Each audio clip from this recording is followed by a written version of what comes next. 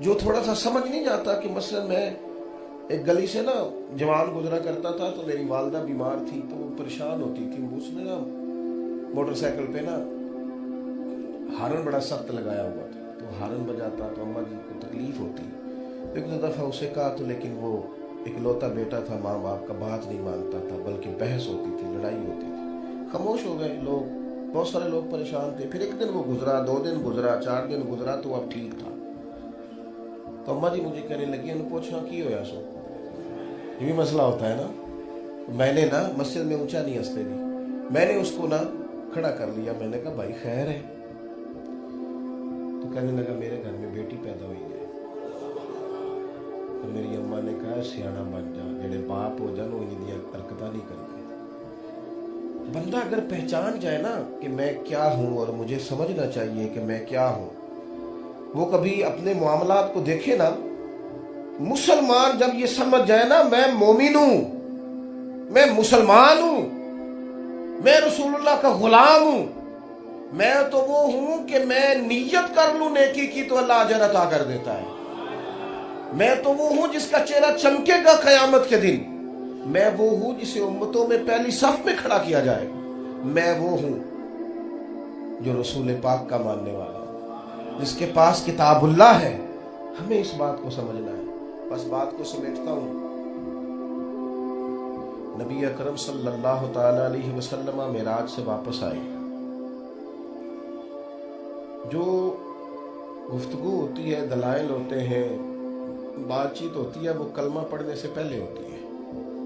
کلمہ پڑھنے کے بعد غلامی ہوتی ہے. اس کے بعد پھر یہ نہیں ہوتی کہ کوئی صدر صاحب یہ کہے کہ علماء ذرا مل کے بیٹھے تو معاذ اللہ سود میں سے کوئی گنجائش نکالے. ذرا بیٹھو مل کے اور پتہ کرو کہ فلاں چیز کے بغیر, پھر غلامی ہوتی ہے, پھر بحث, پھر اس میں گنجائشیں نہیں ڈھونڈی جاتی. پھر اللہ کا حلال کردہ حلال ہے اور حرام کردہ حرام ہے.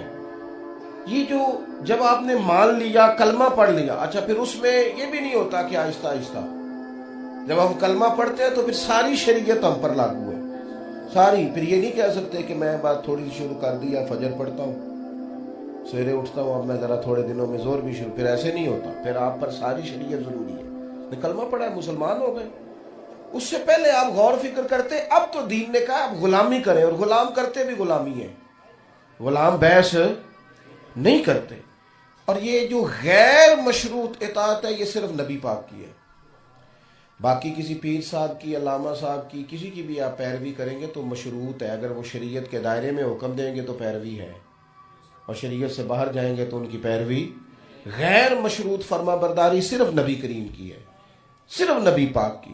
اور ایمان کیا ہے کہ جو حضور فرما دے وہ مان لینا, جو نبی پاک فرما دے اس کو تسلیم کر لینا, اس پر ابحاث نہ کھڑی کرنا. اور مزہ بھی زندگی کا اسی میں ہے, کیف بھی. ہمارے صوفیاء کہتے ہیں لذت ایمان بھی یوں ہی نصیب ہوتی ہے. حضرت سیدنا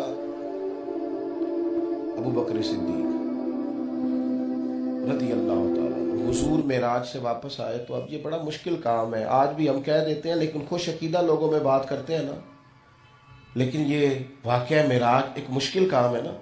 18,000 سال کا سفر لکھا صوفیاء نے, اور حضور فرماتے ہیں کنڈی ہلتی رہی, پانی چلتا رہا, بستر گرم رہا, اور یہ طے کر کے محبوب آ گئے.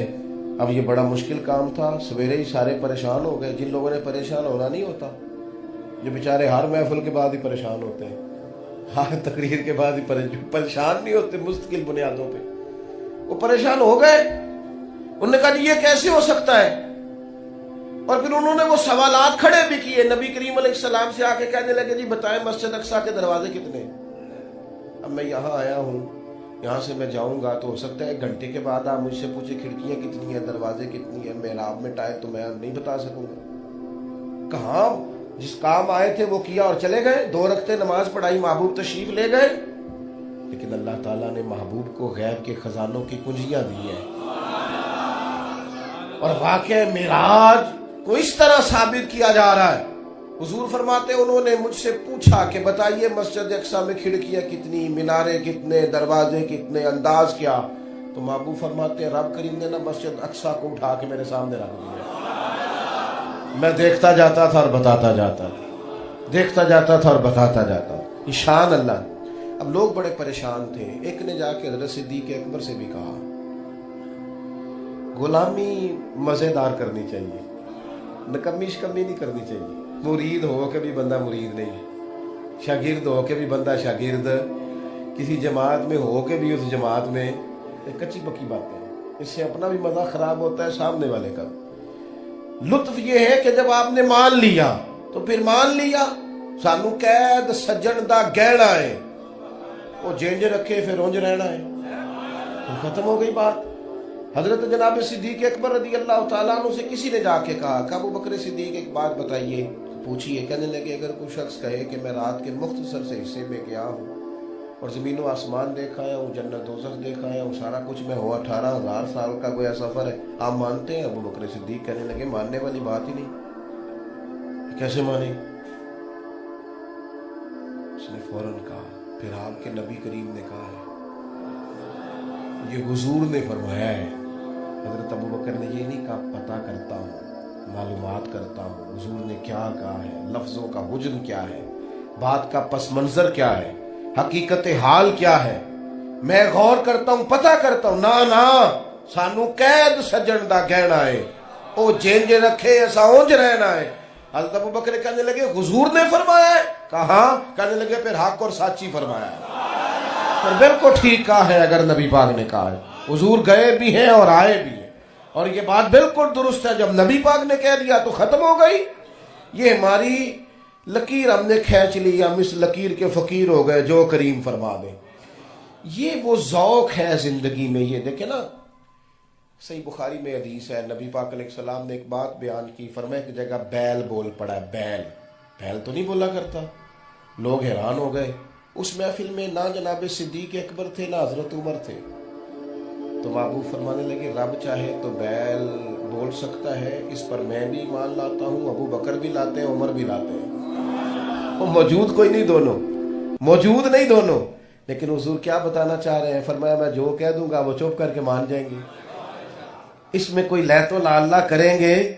یہ واقعہ معراج سے یہ والا سبق بھی پڑھو, جہاں حضور کی بات آ گئی, جہاں وہ کہا تھا نا عروہ بن مسعود نے کفار سے جا کے کہ مسلمان تو نبی پاک کا حکم ماننے میں جلدی کرتے ہیں, تو دوڑ پڑتے ہیں, سبقت لے جانے کی کوشش کرتے ہیں. یہ ذوق جب طبیعت میں آ جاتا ہے, آپ یقین کریں مومن کو نا وہ لذت ایمان نصیب ہوتی ہے کہ وہ اسے کیف حاصل ہو جاتا ہے مومن ہونے کا. واقعہ معراج سے جو اسباق ہے, اور سب سے ضروری بات یہ کہ حضور نماز لے کے تشریف لائے. حضرت مولا علی کہا کرتے تھے اللہ کرے جنت میں بھی نماز ہو, تاکہ لطف تو آئے نا. نماز کے بغیر مطلب کیسے, یقین کریں ترتیب نہیں پاتی, چیزیں مرتب نہیں ہوتی. لوگوں کا ٹائم ہوگا 3 بجے 4 بجے 5 بجے, مذہبی لوگوں کا کیا ٹائم ہے, ظہر کے بعد, عصر سے پہلے, مغرب کے بعد, عشاء کے بعد. آپ کی پوری زندگی مرتب ہو جاتی ہے. اور نماز تھوڑی اہتمام سے پڑھی جائے, یعنی اچھا کر کے وضو کیا جائے, صحیح کر کے مصلی بچھایا جائے, جو چند سجدے کرنے ہیں ان میں تھوڑا سا نا ذوق ہو, مزاج ہو, اور پھر دعا مانگی جائے. کچھ دکھ بڑے ذاتی ہوتے ہیں, کسی سے نہیں کہے جاتے, اپنے آپ سے بھی نہیں بندہ کہہ سکتا. نجی اور ذاتی باتیں ہمیں دعا دی شریعت نے, جو کسی سے نہیں کہہ سکتے اپنے رب سے کہہ لو, اور خوب کہہ لو اور کھل کے کہہ لو. اللہ کے حضور دعا کرتا ہوں جو کہہ سکا ہوں مالک قبول فرمائے, ہماری حاضری کو قبولیت کا شرف عطا کرے. آخر دعوانا الحمدللہ.